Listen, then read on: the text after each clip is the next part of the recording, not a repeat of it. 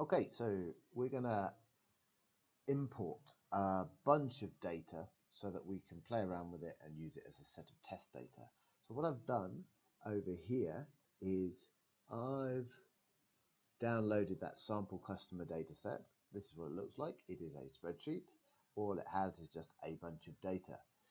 Strangely enough, a bunch of data that I just downloaded from some site on the internet, and apparently all these people exist and are happy to have their email addresses out there. Very strange, but anyway, for our purposes, it's a set of test data. So what we're going to do is we're going to import it.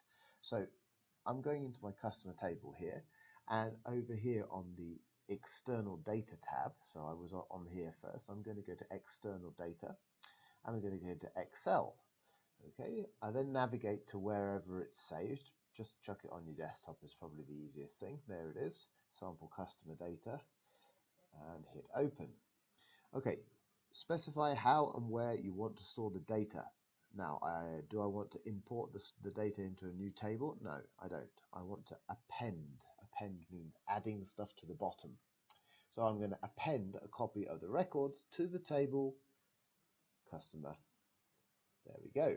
Okay, so that's what I want to do. I don't want to link it, definitely, because I want that data to be properly imported into my database. So there we go.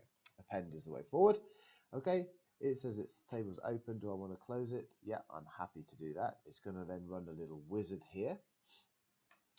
So the wizard that it's running, no, it's already opened. Do I want to reopen it? Yes, I do. Okay, so there we go. I had it open, that's why that problem. So here it's just getting me to check that I am actually going to, put these in the right place. So I'm going to hit next. Yeah, that's all fine. I do want to import it into that table, so that's all good. Hit finish. Let's see if it's worked. And it seems to have done something with no errors, so that's got to be a positive sign. So let's go and have a look at that table now. Had 4 records in it. Now it has oodles of records in it. Now, remember my point from the last video, my customer IDs went 1, 2, 3, 4, 5, yeah, and then suddenly jump up to 156. Well, that's because I've just experimented with this. So Access has already issued the numbers between 6 and 155 because I just tested this out before. So, but just to prove it to you, it really doesn't matter what those numbers are, so long as they are unique, because it is the primary key.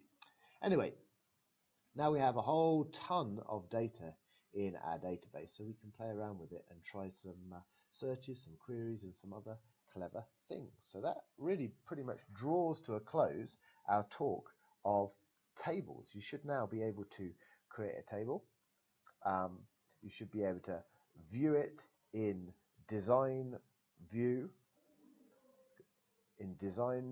or in datasheet view. You should be able to change the data types, and you should know a little bit about primary key fields by now. Okay, so you're probably ready to go on now to try some searches on that table, on that data, and the video is all about queries.